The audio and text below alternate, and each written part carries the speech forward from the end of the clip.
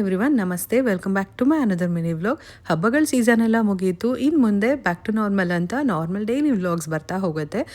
ಇವತ್ತು ನೀವು ನೋಡ್ತಾ ಇರೋಂಥ ತರಕಾರಿ ಎಲ್ಲ ನಮ್ಮನೆ ಕೈ ತೋಟದಲ್ಲಿ ಬೆಳೆದಿರುವಂತಹ ತರಕಾರಿಗಳು. ಸೋರೆಕಾಯಿ, ಪಡವಲಕಾಯಿ, ಬೆಂಡೆಕಾಯಿ, ಮತ್ತು ಟೊಮೆಟೊ, ಹೀರೆಕಾಯಿ, ಸೌತೆಕಾಯಿ ಮತ್ತು ಹೊನ್ಗೊನೆ ಸೊಪ್ಪು. ಇದನ್ನು ನೀರು ಹೊನ್ಗೊನೆ ಅಂತ ಕರೀತಾರಂತೆ. ಹಾಗೆ ಇಲ್ಲಿ ಬಾಳೆ ಗಿಡ ಇರೋದ್ರಿಂದ ಬಾಳೆ ಎಲೆಗಂತೂ ಕಮ್ಮಿನೇ ಇಲ್ಲ. ನಮ್ಮನೇಲಿ ಎಲ್ರಿಗೂ ಇಷ್ಟ ಅಲ್ವಾ, ಸೊ ಹಾಗಾಗಿ ತಂದು ಯೂಸ್ ಮಾಡ್ತಿರ್ತೀವಿ. ನನ್ನ ದೊಡ್ಡ ಮಗಳಿಗೆ ಇವತ್ತು ಪೇರೆಂಟ್ಸ್ ಟೀಚರ್ಸ್ ಮೀಟಿಂಗ್ ಇತ್ತು. 5:30 to 7:30 ಸ್ಕೂಲ್ ಹತ್ರ ಹೋಗಬೇಕಾಗಿತ್ತು. ಸೊ ಹೋಗಿ ಬಂದಮೇಲೆ ಅಡುಗೆ ಮಾಡೋಕ್ಕಾಗಲ್ಲ, ಸೋರೆಕಾಯಿ ಕೂಟ್ ಮಾಡೋಣ ಅಂತ ಹೇಳಿಬಿಟ್ಟು ಎತ್ತಿಟ್ಕೊಂಡೆ. ಇಲ್ಲಿ ನೋಡ್ತಾ ಇರ್ಬೋದು, ನಾನು ಕಾಯಿ ಇತ್ತು ಅಂದರೆ ಟೊಮೆಟೊ, ಅದು ಹಣ್ಣಾಗೋದಕ್ಕೋಸ್ಕರ ಒಂದು ಹಣ್ಣಾಗಿರೋ ಅಂಥ ಯಾವ್ದಾದ್ರು ಒಂದು ಫ್ರೂಟ್ ಜೊತೆ ಇಟ್ಟರೆ, ಕವರಲ್ಲಿ ಎತ್ತಿಟ್ರೆ ಅದು ಬೇಗನೆ ಹಣ್ಣಾಗುತ್ತೆ. ಅದೊಂದು ಪುಟ್ಟ ಟಿಪ್ಸ್ ಯಾರಿಗಾದ್ರೂ ಗೊತ್ತಿಲ್ಲದೆ ಇರೋರಿಗೆ ಯೂಸ್ ಆಗಲಿ ಅಂತ ಶೇರ್ ಮಾಡಿದೆ. ಹಾಗೆ ತರಕಾರಿ ಎಲ್ಲ ಫ್ರಿಜ್ಜಲ್ಲಿ ಎತ್ತಿಟ್ಬಿಟ್ಟು ನಾನಿಲ್ಲಿ ಸೋರೆಕಾಯಿ ಕೂಟ್ ಮಾಡ್ತಾ ಇದ್ದೀನಿ. ನಾನು ಯಾವ ರೀತಿ ಸಿಂಪಲ್ಲಾಗಿ ಮಾಡ್ತೀನಿ ಅಂತ ರೆಸಿಪಿ ನಿಮ್ಮ ಜೊತೆಗೆ ಶೇರ್ ಮಾಡ್ತಾ ಇದ್ದೀನಿ.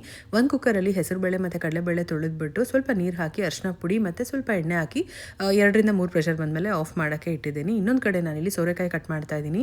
ಸೋರೆಕಾಯಿ ಅಂತೂ ಎಷ್ಟು ಫ್ರೆಶ್ ಆಗಿ ಎಳೆದಾಗಿತ್ತು ಅಂತ ಅಂದರೆ, ನಾನು ಬಹುಶಃ ಯಾವತ್ತೂ ಇಷ್ಟು ಫ್ರೆಶ್ ಆಗಿರೋ ತರಕಾರಿ ತಿಂದೇ ಇಲ್ಲ ಅನಿಸುತ್ತೆ. ಸೊ ತೋಟದಲ್ಲಿ ಬೆಳೆಯೋ ತರಕಾರಿ ಎಲ್ಲ ಹಾಗೇ ಇರುತ್ತೆ. ಸೊ ಆ ಕಡೆ ಹೆಸರುಬೇಳೆ ಎಲ್ಲ ಕೂಗಿದಾದ್ಮೇಲೆ ಇಲ್ಲಿ ಒಂದು ಕಡಾಯಿಯಲ್ಲಿ ಎಣ್ಣೆ ಹಾಕಿ ಸಾಸಿವೆ, ಜೀರಿಗೆ, ಕಡಲೆಬೇಳೆ, ಉದ್ದಿನಬೇಳೆ ಮತ್ತು ಒಂದು 4-5 ಬೆಳ್ಳುಳ್ಳಿ ಜಜ್ಬಿಟ್ಟು ಹಾಕಿ ಕರ್ಬೇವಿನ ಸೊಪ್ಪು, ಒಣಮೆಣಸಿನ್ಕಾಯಿ ಮತ್ತು ಈರುಳ್ಳಿ ಸ್ವಲ್ಪ ಕೆಂಪಗಾಗೋವರೆಗೂ ಬೇಯಿಸಿದಾದ್ಮೇಲೆ ಹಚ್ಚಿಟ್ಕೊಂಡಿರೋಂಥ ಟೊಮೆಟೊ ಹಾಕಿ ಟೊಮೆಟೊ ಸಾಫ್ಟ್ ಆಗೋವರೆಗೂ ಬೇಯಿಸಿದಾದ್ಮೇಲೆ ಹಚ್ಚಿಟ್ಕೊಂಡಿರೋಂಥ ಸೋರೆಕಾಯಿ ಹಾಕಿ ಸೋರೆಕಾಯಿಗೆ ಕಲ್ಲುಪ್ಪು ಮತ್ತು ಅರಿಶಿನ ಪುಡಿ ಹಾಕ್ತಾ ಇದ್ದೀನಿ. ರುಚಿಗೆ ಬೇಕಾದಷ್ಟು ಉಪ್ಪನ್ನ ಒಂದೇ ಸರಿ ಹಾಕ್ಬಿಟ್ಟು ನೀಟಾಗಿ ಸೋರೆಕಾಯಿ ಸ್ವಲ್ಪ ಸಾಫ್ಟಾಗಿ ಬೇಯೋವರೆಗೂ ಲಿಡ್ ಕ್ಲೋಸ್ ಮಾಡಿ ಮುಚ್ಚಿಟ್ಟಿದ್ದೀನಿ. ಇನ್ನೂ ಒಂದು ಕಡೆ ನಾನಿಲ್ಲಿ ಸ್ವಲ್ಪ ತೆಂಗಿನಕಾಯಿ, ಹಸಿಮೆಣಸಿನ್ಕಾಯಿ ಹಾಗೆ ಜೀರಿಗೆ ಮತ್ತು ಮೆಣಸು 2 ಸ್ಪೂನಷ್ಟು ಹಾಕ್ಕೊಂಡು ರುಬ್ಬಿಟ್ಕೊಂಡಿದ್ದೀನಿ. ಬೇಕು ಅಂದರೆ ಸೋಂಪೆಲ್ಲ ಹಾಕೊಬೋದು. ನಮಗೆ ಈ ಫ್ಲೇವರ್ ಇಷ್ಟ ಆಗುತ್ತೆ, ಅದಕ್ಕೋಸ್ಕರ ಹೆಸರುಬೇಳೆ ಸ್ವಲ್ಪ ಶೀತದ ಗುಣ ಇರೋದ್ರಿಂದ ಸ್ವಲ್ಪ ಈ ಥರ ಮೆಣಸು ಹಾಕೋದ್ರಿಂದ 2 ಬ್ಯಾಲೆನ್ಸ್ ಆಗುತ್ತೆ ಅಂತಲೇ ಹೇಳ್ಬೋದು. ನೋಡ್ತಾ ಇರ್ಬೋದು ಎಷ್ಟು ಚೆನ್ನಾಗಿ ಬೆಂದಿದೆ ಅಂತ ಹೇಳ್ಬಿಟ್ಟು. ಕಡಲೆಬೇಳೆ ಸ್ವಲ್ಪ ಸಾಫ್ಟಾಗೂ ಇದೆ, ಹಾಗೆ ಮಧ್ಯ ತಿನ್ನೋದಕ್ಕೆ ಸಿಕ್ಕಿದ್ರೆ ಚೆನ್ನಾಗಿರುತ್ತೆ, ಆ ರೀತಿ ಬೆಂದಿರಬೇಕು.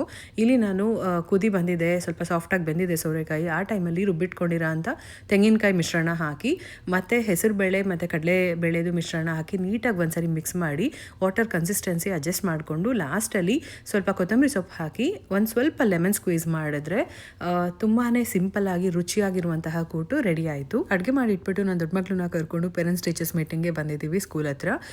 ಸೊ ಇಲ್ಲಿ ಅಂದರೆ ಅಮೆರಿಕಾದಲ್ಲಿ ನಮ್ಮ ಗಾಂಧಿ ತಾತನ ನೋಡ್ಬಿಟ್ಟು ತುಂಬಾ ಖುಷಿ ಆಯಿತು. ಇನ್ಫ್ಯಾಕ್ಟ್ ನನ್ನ ದೊಡ್ಡ ಮಗಳೇ ಹೇಳಿದ್ಲು, ಅಮ್ಮ ನನ್ನ ಸೋಷಿಯಲ್ ಸ್ಟಡೀಸ್ ಕ್ಲಾಸಲ್ಲಿ ನಮ್ಮ ಗಾಂಧಿ ತಾತ ಇದ್ದಾರೆ, ಮರಿದೀರಾ ನೋಡಬೇಕು ಅಂತ ಹೇಳ್ಬಿಟ್ಟು. ಸೊ ನೋಡ್ಬಿಟ್ಟು ಹೊರಡೋಷ್ಟರಲ್ಲಿ ಮಳೆ ಬರ್ತಾ ಇತ್ತು. ಅಲ್ಲಿಂದ ಬೇಗನೆ ಮನೆಗೆ ಹೋದ್ವಿ. ಆಲ್ರೆಡಿ 7:45 ಆಗ್ಬಿಟ್ಟಿತ್ತು ಟೈಮು. ಸ್ಕೂಲ್ಗೆ ಮಕ್ಕಳು ಬೇಗ ಎದ್ದೇಳೋದ್ರಿಂದ ಬೇಗ ಮಲಗಿಸ್ಬೇಕು, ಹಾಗಾಗಿ ಕ್ವಿಕ್ಕಾಗಿ ಕ್ಯುಮಿನ್ ರೈಸ್ ಮಾಡಿದೆ ಕಾಂಬಿನೇಷನ್ ಆಗಿ. ಸೊ ಇದಾಗಿತ್ತು ಇವತ್ತಿನ mini vlog. Thank you for watching.